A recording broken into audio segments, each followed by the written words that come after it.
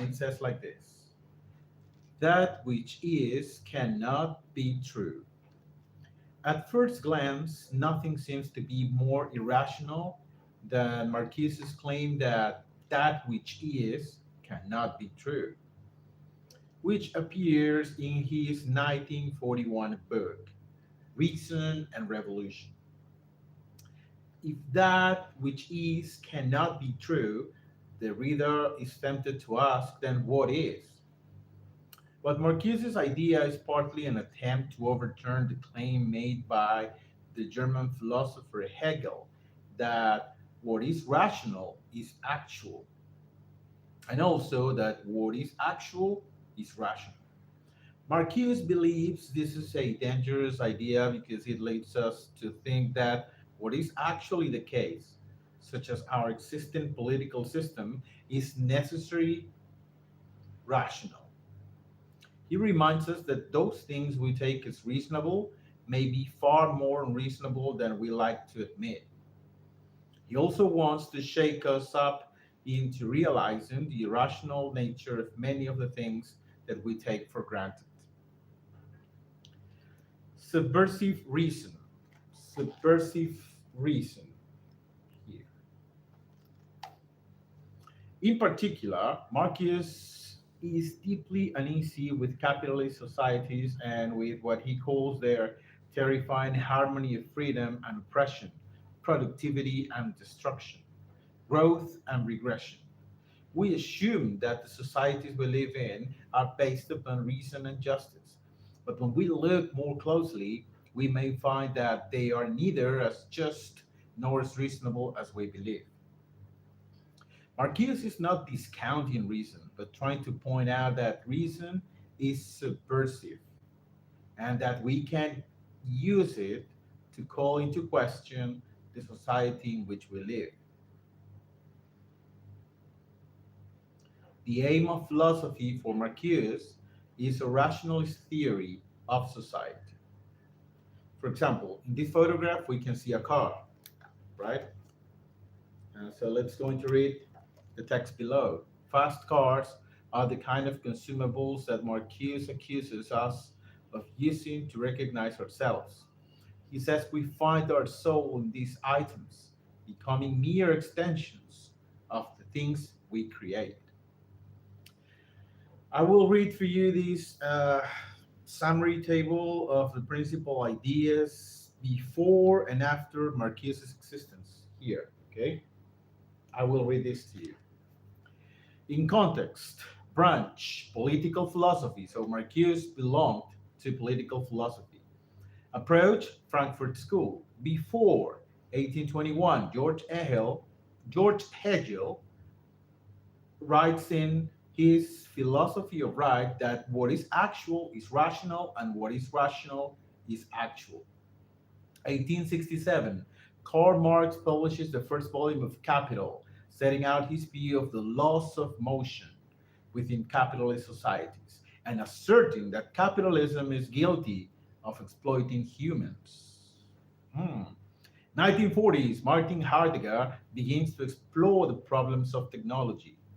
And after Herbert Marcuse, 2000s, Slavoj Zizek explores the relationship between technology, capitalist society, and totalitarianism.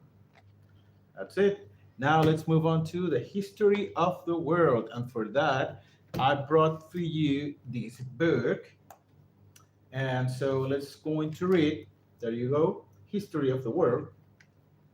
And we are going to read this brief chapter, the Russian Empire. Okay? Let's start with the introduction. 1783, 1917. Under Catherine the Great, reigned 1762-1796, Russia became a major world power, although it remained economically underdeveloped compared with Western Europe. Russian peasants were bound to the land as serfs, paying rent to local landlords, a system that had disappeared from Western Europe in the Middle Ages. Yet, with a very small middle class, the Russian state depended for its revenue on maintaining serfdom. Nicholas the First. Nicholas the First. Many among the Russian elite, many among the Russian elite were infected by the liberal ideas that swept Europe in the post-Napoleonic era. Some younger members of the aristocracy formed a revolutionary group called the Decembrists, which revolted in 1825. The revolt was quickly suppressed, but also alarmed Tsar Nicholas I that he introduced a number of repressive measures, replacing aristocratic military officers with professionals, censoring the press, restricting travel outside Russia, banning political organizations, and establishing a secret police force. In 1828 9, Russia won a war against the Ottoman Empire, thereby gaining territory around the Black Sea and control of the Dardanelles, which allowed it to move its merchant ships between the Black Sea and the Mediterranean. This brought Russia into conflict with Britain and France, who objected to Russian expansion in the Black Sea region. Russia lost the subsequent Crimean War, 1853-1856, and was forced to give up some of its newly acquired territory. Expansion in Asia. From the mid 1800s, Russia expanded further into Asia. In 1858, China agreed to cede Russia lands north of the Amur River and east of the Ushiri River.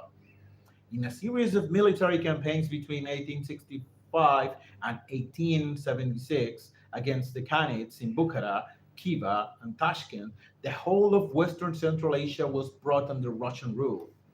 In 1867, Russia sold its American territory, which would later be renamed Alaska, to the United States for $7,200,000. In the 1880s, the Russians began building the Trans-Siberian Railway to help them exploit Siberian mineral wealth. Entrepreneurs' attempts to engage in trade with Manchuria and Korea brought Russia into conflict with Japan. Japan defeated Russian forces in 1904-1905, and Russia was forced to give up the southern half of the island of Sakhalin and control of the southern Manchurian railways.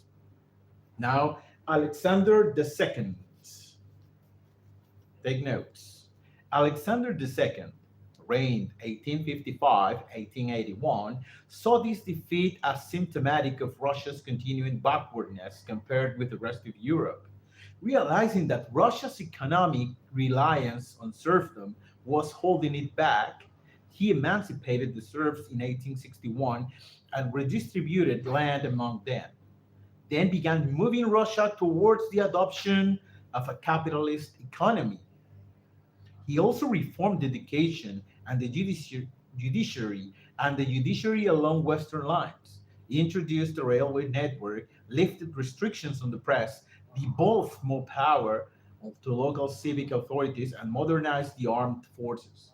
Liberal reformers wanted to go further, desiring a constitutional monarchy or even a republic. Some secret groups plotted to overthrow the Tsar and establish a liberal democratic or socialist state. In 1881, a revolutionary group called the People Swell assassinated Alexander.